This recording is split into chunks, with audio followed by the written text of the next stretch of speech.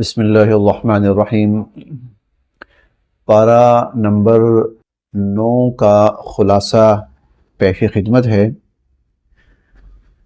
اس پارہ نمبر 9 کے اندر کچھ تو وہی مضامین چل رہے ہیں جو پارہ نمبر 8 سے چلے آ رہے تھے، یعنی مختلف اقوام کی طرف اللہ رب العزت نے انبیاء علیہم السلام کو مبعوث فرمایا، تو اس قوم کے لوگوں نے 2 طرح کا رد عمل دیا۔ ایک وہ لوگ تھے جنہوں نے اس نبی کو اللہ کا نبی مانا، اس کی دعوت کو قبول کیا، اس کے راستے کو اپنایا اور اس پر چلے۔ اللہ رب العزت نے انہیں کامیاب فرمایا اور دنیا کی بھی کامیابی سے نوازا، اور ان کو آخرت کی کامیابی کا بھی وعدہ فرما لیا ان سے۔ اور دوسرے وہ لوگ تھے جنہوں نے اس نبی کو نہ نبی مانا، نہ اس کی دعوت کو مانا، نہ اس کے پیغام کو تسلیم کیا، نہ اس کے ساتھ چلے، اس کے راستے پہ چلے۔ یہ لوگ دنیا کے اندر اللہ کے شدید عذاب سے دوچار ہوئے اور آخرت کی ابدی ناکامی اور آخرت کا ابدی نقصان ان کا مقدر اور نصیب بنا۔ چنانچہ اسی سلسلے کا جو واقعہ اب 9ویں پارے میں چل رہا ہے وہ حضرت شعیب علیہ السلام کا واقعہ ہے۔ تو ان کی قوم بھی جو لوگ ان پر ایمان لائے، اللہ رب العزت نے ان ایمان لانے والوں کو کامیاب فرمایا۔ چنانچہ اللہ تعالیٰ فرماتے ہیں کہ الذین کذبوا شعیبا کأن لم یغنوا فیہا، جن لوگوں نے شعیب علیہ السلام کو جھٹلایا تھا، جب اللہ کا عذاب آیا تو پھر ان کے ساتھ یہ معاملہ ہوا کہ وہ ایسے ہو گئے گویا کبھی وہاں تھے ہی نہیں۔ اور الذین کذبوا شعیبا کانوا هم الخاسرین، اور جن لوگوں نے حضرت شعیب علیہ السلام کی تکذیب کی اور ان کو جھٹلایا، بالآخر ابدی خسارہ اور ابدی نقصان ان کا مقدر بنا، دنیا کے اندر بھی اور آخرت کے اندر بھی۔ اس کے بعد ایک تفصیلی واقعہ شروع ہوتا ہے، اور یہ تفصیلی واقعہ کافی چلتا ہے، کافی رکوع تک چلتا ہے، یہ تقریباً آدھا پارہ چلتا ہے۔ یہ واقعہ ہے سیدنا حضرت موسیٰ علیہ السلام کا، ان کو بنی اسرائیل کی نجات کے لیے، آزادی کے لیے، اور فرعونوں اور آل فرعون کو ایمان کی دعوت دینے کے لیے، یہ 2 بڑے کام تھے حضرت موسیٰ علیہ السلام کے، 2 بڑی ذمہ داریاں تھیں۔ ایک تو یہ تھا کہ آپ فرعون کو ایمان کی دعوت دیں کہ وہ ظلم چھوڑے، کفر چھوڑے، شرک چھوڑے اور ایمان کا راستہ اپنائے۔ چنانچہ موسیٰ علیہ السلام اس ایک بڑی دعوت کے لیے فرعون اور آل فرعون کے پاس آئے، جیسا کہ بار بار قرآن کریم میں آتا ہے وَلَقَدْ أَرْسَلْنَا مُوسَىٰ بِآيَاتِنَا إِلَىٰ فِرْعَوْنَ وَمَلَئِهِ۔ تو یہ موسیٰ علیہ السلام تشریف لائے۔ فرعون کا رویہ موسیٰ علیہ السلام کے مقابلے میں انتہا درجے کا ظالمانہ، احمقانہ تھا۔ اس نے موسیٰ علیہ السلام کو اللہ کا نبی ماننے سے انکار کیا، موسیٰ علیہ السلام پر وہ ایمان نہیں لایا۔ حالانکہ اللہ تعالیٰ فرماتے ہیں کئی جگہوں پر قرآن کریم کے اندر یہ مضمون بیان ہوا ہے، اور یہاں اس 9ویں پارے میں تفصیلاً بیان ہوا ہے کہ ان کی آنکھیں کھولنے کے لیے ہم نے وقتاً فوقتاً ان کے اوپر نشانیاں بھیجی۔ وَلَقَدْ آتَيْنَا مُوسَىٰ 9 آیَاتٍ بَيِّنَاتٍ، 9 اتنی واضح نشانیاں تھیں جو اس بات کو ثابت کرنے کے لیے کافی تھیں کہ موسیٰ علیہ السلام اللہ کے نبی ہیں، اور موسیٰ علیہ السلام پر ایمان لایا جائے تاکہ اللہ کے عذاب سے بھی بچا جائے اور آخرت کی کامیابی بھی مقدر بنے۔ 9 نشانیاں، ان 9 میں سے 2 تو بڑی نشانیاں تھیں، یعنی موسیٰ علیہ السلام کو اللہ تعالیٰ نے عصا، لاٹھی جو تھی وہ جب پھینکتے تھے تو وہ اژدہا بن جاتا تھا۔ چنانچہ یہاں پر اللہ تعالیٰ فرماتے ہیں کہ فَأَلْقَىٰ عَصَاهُ فَإِذَا هِيَ ثُعْبَانٌ مُّبِينٌ، جب موسیٰ علیہ السلام نے اپنی لاٹھی پھینکی تو وہ ایک بہت بڑا اژدہا بن گیا، بہت بڑا سانپ بن گیا۔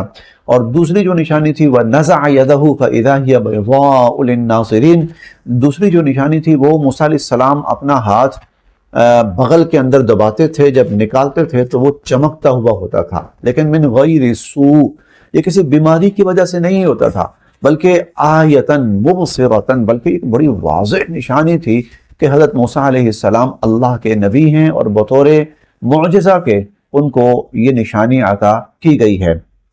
یہ بڑے دو معجزات تھے۔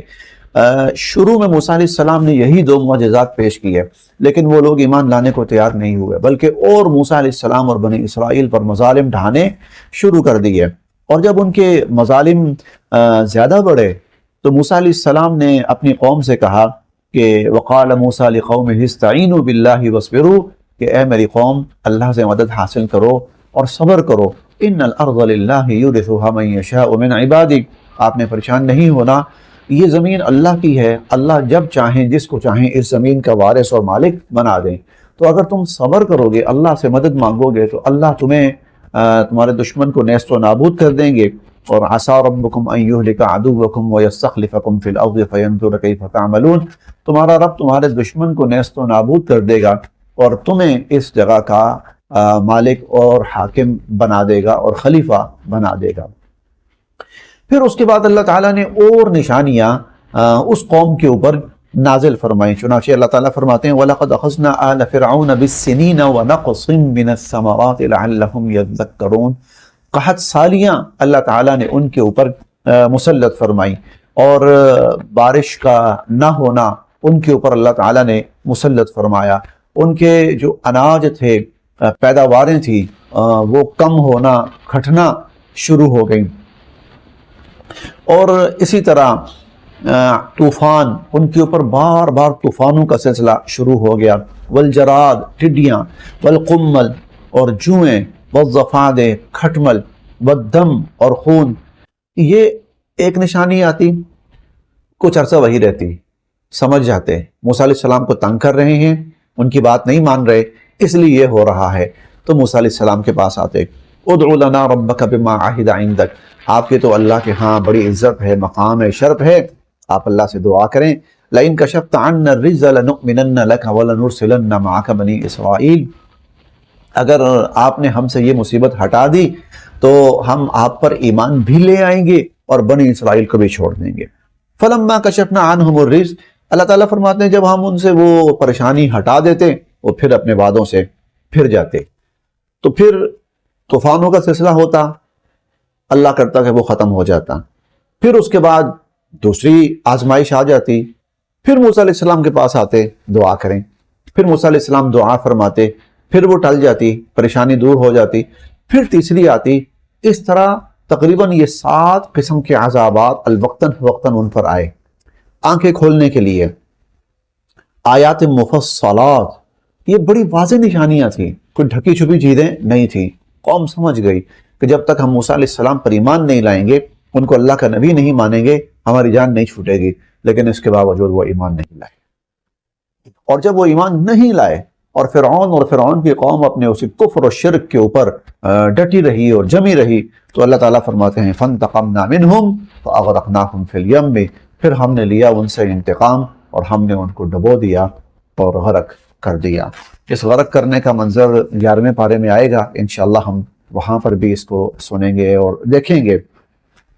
تو ایک بڑا مقصد فرعون اور آل فرعون کو ایمان کی دعوت دینا، اور دوسرا مقصد بنی اسرائیل کی آزادی تھی، تاکہ اس قوم کو اللہ تعالیٰ ہدایت سے سرفراز فرمائیں اور اس قوم کو اللہ تعالیٰ دنیا کی ہدایت اور امامت کے لیے منتخب فرمائیں۔ اس کے بعد پھر موسیٰ علیہ السلام اپنی قوم کو لے کر یہاں سے روانہ ہوتے ہیں اور صحرائے سینا کے اندر، اور پھر وہ سارے وہاں پر انعامات اللہ تعالیٰ کے جو ہم پہلے پارے میں اور اس کے بعد بھی 6 پارے کے اندر بھی ہم پڑھ آئے ہیں، اللہ کی طرف سے ان پر ہوئے۔ یہاں پر ایک اور منظر بھی بیان ہوا ہے اس پارے کے مضامین میں سے، یہ سورۃ الاعراف چل رہی ہے۔ ایک اور مضمون بھی بڑا ہی خوبصورت مضمون بھی ہے، وہ موسیٰ علیہ السلام اللہ تعالیٰ سے ہم کلام ہوتے تھے۔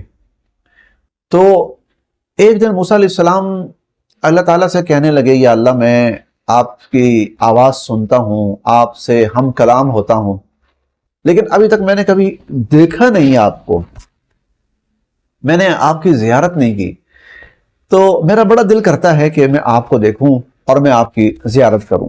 ربی ارنی انظر الیک، میں آپ کو دیکھنا چاہتا ہوں یا اللہ، آپ کی زیارت کرنا چاہتا ہوں۔ قال لن ترانی، اللہ تعالیٰ نے فرمایا کہ نہیں موسیٰ، آپ مجھے نہیں دیکھ سکتے۔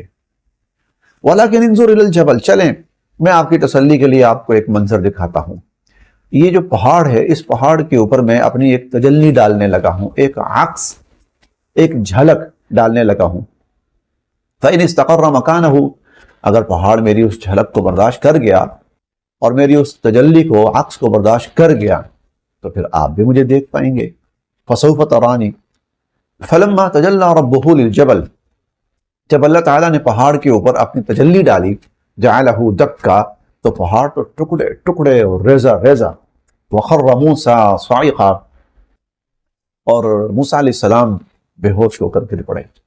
فَلَمَّا أَفَاقَ، جب موسیٰ علیہ السلام کو ہوش آیا، افاقہ ہوا، قَالَ سُبْحَانَكَ، کہنے لگے یا باری تعالیٰ، تُبْتُ إِلَيْكَ، میں معافی مانگتا ہوں، میں توبہ کرتا ہوں، وَأَنَا أَوَّلُ الْمُؤْمِنِينَ، اے اللہ میں آپ پر ایمان لانے والوں میں سے ہوں، میں ماننے والوں میں سے ہوں۔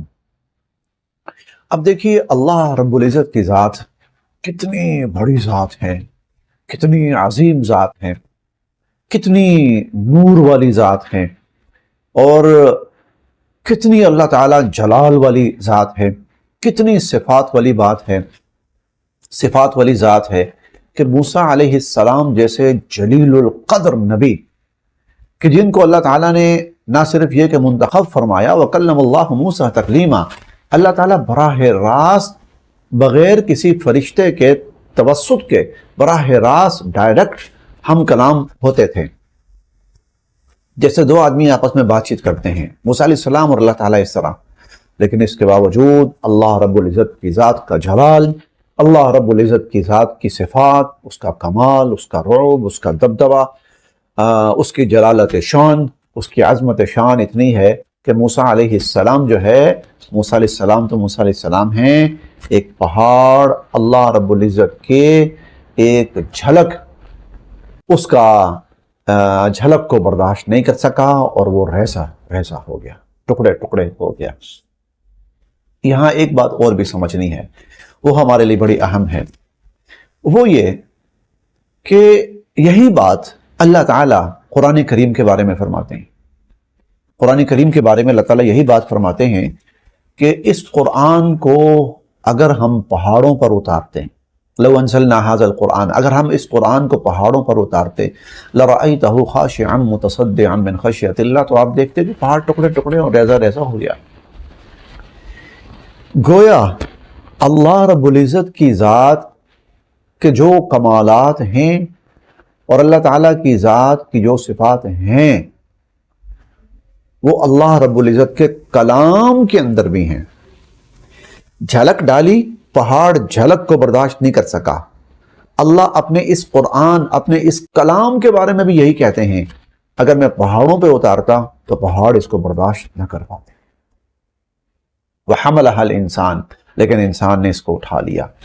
آپ اندازہ لگائیے کہ یہ کتنا عظیم المرتبت کلام ہے، کتنا جاہ و جلال والا کلام ہے، اور کتنی مرتبت والا کلام ہے، اور کتنی عظمت والا کلام ہے کہ صرف پہاڑ نہیں بلکہ آسمان و زمین اس کو برداشت نہیں کر سکتے، اس کا تحمل نہیں کر سکتے تھے۔ ہم کتنے خوش نصیب ہیں جنہیں اللہ تعالیٰ نے اتنی بڑی چیز دی ہے، ہم کتنے بڑے خوش نصیب ہیں جن کو اللہ تعالیٰ نے اتنی بڑی چیز دی ہے، ہم کتنے بڑے بد نصیب ہیں کہ ہمیں اس نعمت کا احساس ہی نہیں ہے، قدر ہی نہیں ہے، ہمیں اس نعمت کی قدر اور احساس ہی نہیں ہے۔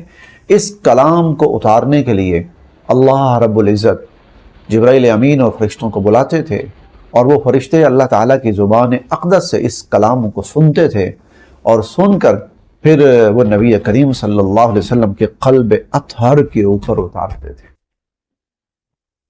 آپ کے دل مبارک کے اوپر اس قرآن کا نزول یہ اتنی آسانی سے آنے والی چیز نہیں تھی۔ اللہ تعالیٰ کائنات کی بہت بڑی ہستی، پھر فرشتے، کائنات کی بڑی قوت والی مخلوق، وہ اللہ کے اس کلام کو لیتی تھی اور لا کر پیغمبر دو عالم صلی اللہ علیہ وسلم کے قلب مبارک کے اوپر اتارتے تھے۔ اور پھر قرآن اپنی جگہ عظیم ہے، عظمت والا ہے، پھر حضور کے قلب اطہر کے اندر جب وہ محفوظ ہوتا تھا تو حضور کے قلب اطہر کی نورانیت اس قرآن کی نورانیت کو اور چار چاند لگا دیتی تھی، اور پھر اس شان سے یہ ہمارے پاس آیا ہے۔ سو اس کو پڑھا جائے، اس کو سمجھا جائے، اس سے برکتیں بھی حاصل کی جائیں، اس سے رہنمائی بھی حاصل کی جائے، اور اس کی روشنی کے اندر اپنی دنیا اور آخرت کے راستے بھی متعین کیے جائیں۔ اسی طرح اس پارے کے مضامین میں سے اللہ رب العزت نے نبی کریم صلی اللہ علیہ وسلم کے کچھ حقوق بیان فرمائے ہیں، اور ان حقوق کی ادائیگی پر ہی اللہ رب العزت نے کامیابی کا وعدہ فرمایا ہے۔ چنانچہ جو حقوق یہاں بیان ہوئے، میں اختصار کے ساتھ اب بات کروں گا، تفصیل کا وقت نہیں ہے، کہ فالذین آمنوا بہ، سب سے پہلے یہ ہے کہ حضور صلی اللہ علیہ وسلم کی ذات اقدس پر ایمان لایا جائے۔ چنانچہ جو لوگ حضور علیہ السلام پر ایمان لائے، اور آپ پر ایمان لانے کا مطلب کیا ہے؟ آپ کو اللہ کا سچا نبی ماننا، اور نمبر 1، نمبر 2، اللہ کا سب سے عظیم المرتبت نبی اور پیغمبر اور رسول تسلیم کرنا، اور نمبر 3، حضور صلی اللہ علیہ وسلم کو اللہ کا آخری نبی تسلیم کرنا۔ ایک نبی، ایک عظیم المرتبت سب سے، اور تیسرا آخری نبی حضور علیہ السلام کو اللہ کا آخری نبی اور رسول تسلیم کرنا۔ تو پہلی چیز ایمان لانا۔ دوسری چیز وعزروہ، اور حضور علیہ السلام کی تعظیم اور توقیر اور آپ کا احترام اور آپ کی عظمت بجا لانا۔ اللہ کے بعد اگر کوئی ذات سب سے بڑی ہے تو حضور علیہ السلام کی، اسی لیے اللہ کے بعد سب سے بڑا جس کا ادب ہے اور جس کا احترام ہے وہ حضور صلی اللہ علیہ وسلم ہے۔ سب سے زیادہ اللہ کے بعد جس ذات کا ادب ہے، احترام ہے، اور جس ذات کے سامنے گردنوں کا جھکنا ہے اور جس ذات کے سامنے دلوں کا جھکنا ہے، وہ حضور صلی اللہ علیہ وسلم کی ذات ہے۔ تیسرا حق حضور علیہ السلام کا وَنَصَرُوهُ، کہ حضور علیہ السلام کی مدد کی جائے۔ وَعَزَّرُوهُ وَنَصَرُوهُ، آپ کی مدد کی جائے۔ آپ کی مدد سے کیا مراد؟ اللہ کا جو دین حضور لے کے آئے تھے، اس دین کو نہ صرف یہ کہ لینا، بلکہ اس دین کو لے کر آگے انسانوں تک پہنچانا، جیسے حضور علیہ السلام نے پہنچایا۔ یہ تیسری چیز ہے۔ اور چوتھی چیز وَاتَّبَعُوا النُّورَ الَّذِي أُنزِلَ مَعَهُ، کہ جو قرآن کریم حضور علیہ السلام کے ساتھ اتارا گیا، اس قرآن کریم کو ماننا، تسلیم کرنا، ایمان لانا اور اس کو اپنی زندگیوں میں لانا۔ یہ 4 حقوق حضور علیہ السلام کے ہیں۔ جو بجا لائے گا تو اولئک هم المفلحون، وہی لوگ کامیاب ہیں اور وہی لوگ کامران ہیں، وہی لوگ کامیاب اور کامران ہیں۔ اسی طرح اس پارے کے مضامین میں سے، یہ میں بہت اختصار سے عرض کر رہا ہوں، پہلے بھی کہہ چکا ہوں، بہت اختصار کے ساتھ، وقت کی قلت ہوتی ہے، یہ ایک چھوٹی سی ویڈیو اتنی تفصیل کی متحمل بھی نہیں ہو سکتی۔ اس پارے کے مضامین میں سے ایک بڑا عجیب منظر اللہ نے بیان فرمایا، اور وہ یہ کہ آدم علیہ السلام کو جب اللہ تعالیٰ نے پیدا فرمایا تو آدم علیہ السلام کی پشت سے اللہ رب العزت نے آدم علیہ السلام کی جتنی بھی اولاد قیامت تک آنے والی تھی، اس سب کو اللہ تعالیٰ نے وہاں پر ظاہر فرمایا۔ وَإِذَا أَخَذَ رَبُّكَ مِن بَنِي آدَمَ مِن ظُهُورِهِمْ ذُرِّيَّتَهُمْ، آدم علیہ السلام کی ساری اولاد۔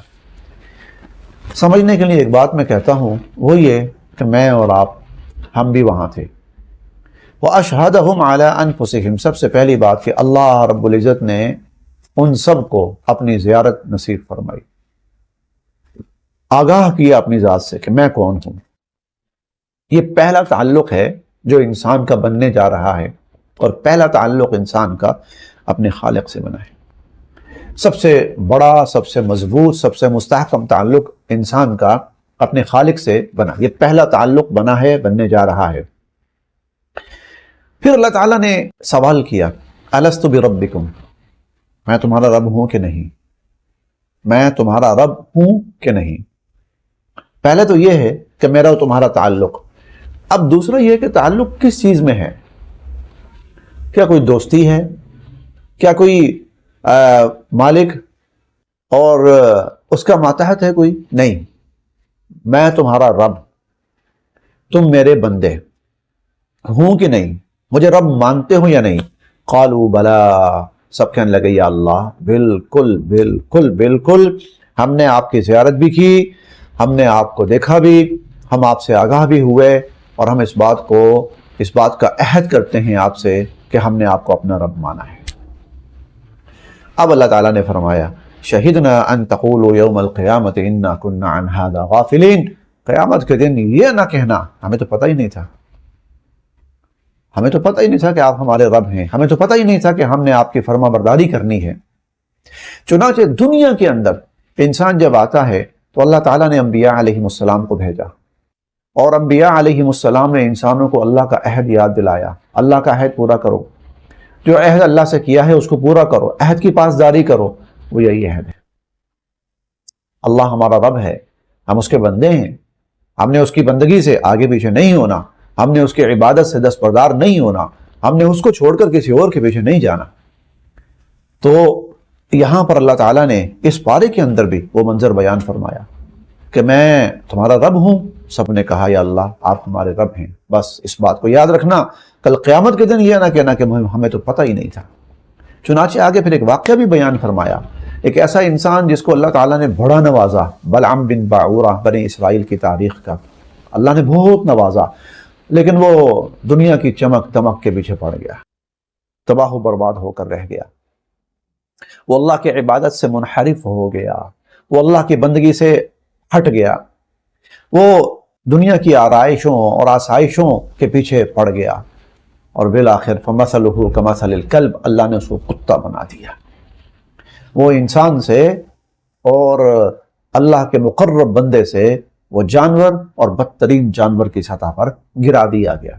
تو ہم نے اللہ سے عہد کیا ہے، اس کو رب مانا ہے، اس کی بندگی کا اقرار کیا ہے اور اس پر قائم رہنے کا وعدہ کیا ہے، اور اگر ہم اس پر قائم رہے اللہ کی ہر رحمت ہمارے لیے، خدا نخواستہ اگر ہم اس سے ہٹتے ہیں تو پھر دنیا بھی ہمارے لیے برباد ہے اور آخرت بھی ہمارے لیے برباد ہے۔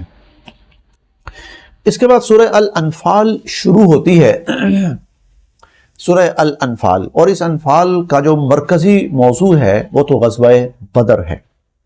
اللہ تعالیٰ نے کس طرح مسلمانوں کی مدد فرمائی اور ان کو غزوہ بدر میں کفار کے اوپر غالب فرمایا اور کفار کو شکست فاش سے دوچار فرمایا۔ اصلاً تو اس کا موضوع اس صورت کا موضوع یہ ہے، البتہ ضمناً کچھ اور چیزیں بھی اس میں بیان ہوئی ہیں۔ مثال کے طور پر ان میں سے ایک بات جو ضمناً بیان ہوئی یہاں پر وہ یہ ہے کہ اللہ تعالیٰ کفار کو کہتے تھے کہ اس قرآن پر ایمان لاؤ، وہ کہتے تھے قصے کہانیاں ہمیں سنائی جاتی ہیں، جیسے کہیں وہ انہوں نے بادشاہوں کے قصے سنے ہوتے تھے تو قرآن کریم واقعات بیان کرتا تھا قوموں کے، قصے کہانیاں ہیں، ہم چاہیں تو ہم بھی کہہ سکتے ہیں۔ تو اللہ رب العزت نے فرمایا کہ اچھا ٹھیک ہے، کہو، بنا لو۔ تم کہتے ہو نا ہم کہیں لو نشاء لقلنا مثل هذا، ہم کہیں چاہیں تو ہم بھی کہہ سکتے ہیں، لے آؤ۔ قرآن نے 4 چیلنج کیے ان کو، 4 چیلنج۔ پہلا چیلنج کہ اس قرآن جیسا لے آؤ، فَأْتُوا بِمِثْلِهِ، اس جیسا قرآن لے آؤ، ان کنتم صادقین، اگر تم سچے ہو۔ قرآن بہت بڑا ہے، بہت مشکل ہے، فَأْتُوا بِعَشْرِ سُوَرٍ مِثْلِهِ، 10 صورتیں بنا لو۔ 10 بھی بہت مشکل ہیں، فَأْتُوا بِسُورَةٍ مِّن مِثْلِهِ، ایک صورت بنا لو۔ پھر قرآن نے کہا فَأْتُوا بِحَدِيثٍ مِّثْلِهِ، چلو قرآن جیسا ایک جملہ بنا لو۔ اور صرف یہ نہیں کہ بنا لو، اجتمعت الانس والجن علی ان یاتوا بمثل هذا القرآن، جاؤ سارے انسان اکٹھے کر لو، جاؤ سارے جنات اکٹھے کر لو، کرو ایک دوسرے کی مدد۔ لیکن ہمارا دعویٰ اور ہمارا چیلنج یہ ہے کہ تم اس قرآن جیسا قرآن نہیں بنا کے لا سکتے۔ اب ہونا چاہیے تھا کہ وہ کہتا یا اللہ ہم سے تو غلطی ہو گئی، ہمیں معاف کر دے، ہم نے تو بہت بڑی غلطی کی اور ہم اپنا وعدہ پورا نہیں کر سکے، چیلنج پورا نہیں کر سکے۔ لیکن بجائے اس کے کہ وہ کہتے کہ یا اللہ ہم سے غلطی ہوئی ہے، وہ کہنے لگے ان کان ھذا ھو الحق من عندک، اللہ کا یہ قرآن سچا ہے اور ہم اس پر ایمان نہیں لاتے، اور ایمان نہ لانے پر آپ کی طرف سے کوئی عذاب نازل ہوتا ہے تو فَأَمْطِرْ عَلَيْنَا حِجَارَةً مِّنَ السَّمَاءِ، یا اللہ جو پتھروں کی بارش برسانی ہے برسا دے، ابِئْتِنَا بِعَذَابٍ عَلِيمٍ، جو عذاب لانا ہے لے آ۔ یہ انسان کی بدبختی کی انتہا ہے۔ وَيَدْعُ الْإِنسَانُ بِالشَّرِّ دُعَاءَهُ بِالْخَيْرِ، انسان کو خیر مانگنی چاہیے اور وہ شر مانگ رہا ہوتا ہے، اور اس کو شر کی جلدی پڑی ہوتی ہے۔ اللہ تعالیٰ فرمانے لگے کہ ہو تو تم اسی لائق، کہ تم پر آسمان سے پتھروں کی بارش برسائی جائے اور تم پر آسمان سے عذاب اتارا جائے، لیکن ابھی دو وجوہات ہیں جن کی بنا پر ہم تم پر عذاب نازل نہیں کر رہے۔ ان دو وجوہات کو بڑی توجہ سے سماعت فرمائیے۔ پہلی، وَمَا كَانَ اللَّهُ لِيُعَذِّبَهُمْ وَأَنْتَ فِيهِمْ، تمہارے اندر اللہ کے نبی موجود ہیں، جب تک کسی قوم کے اندر اس کا نبی موجود ہوتا ہے اس قوم کے اوپر عذاب نہیں آتا۔ اور دوسری بات، وَمَا كَانَ اللَّهُ مُعَذِّبَهُمْ وَهُمْ يَسْتَغْفِرُونَ، یہ لوگ اللہ سے توبہ استغفار کرتے رہتے ہیں، اور جب تک لوگ اللہ سے توبہ استغفار کرنے والے ہوتے ہیں اور کرتے ہیں، صحابہ کرام تھے، مسلمان تھے، توبہ استغفار کرنے والے، تو جب کسی قوم کے اندر توبہ استغفار کرنے والے لوگ موجود ہوتے ہیں اللہ ان پر اپنا عذاب نازل نہیں فرماتے۔ اس لیے حضور نے فرمایا تھا کہ اللہ نے میری اس قوم کے لیے دو چیزیں، دو امانیں نازل کی ہیں جن کی وجہ سے میری امت امن میں رہے گی۔ اللہ کے عذاب، ایسا عذاب جو ان کو تباہ کر دے، اس پہ مبتلا نہیں ہوگی۔ فرمایا ایک میں، جب تک میں ہوں عذاب نہیں آئے گا۔ پھر آپ نے فرمایا جب میں چلا جاؤں گا، ترکت فیکم الاستغفار الی یوم القیامہ، قیامت کے دن تک کے لیے استغفار تمہارے درمیان چھوڑ جاؤں گا۔ جب تک تم اللہ سے توبہ استغفار کرتے رہو گے، اپنے گناہوں کی معافی مانگتے رہو گے، اللہ تعالیٰ تم پر عذاب نازل نہیں فرمائیں گے۔ اللہ تعالیٰ مجھے اور آپ سب کو بھی عمل کی توفیق نصیب فرمائیں، اور اس قرآن پاک کے ساتھ ہمیں وابستگی اور جوڑ نصیب فرمائیں۔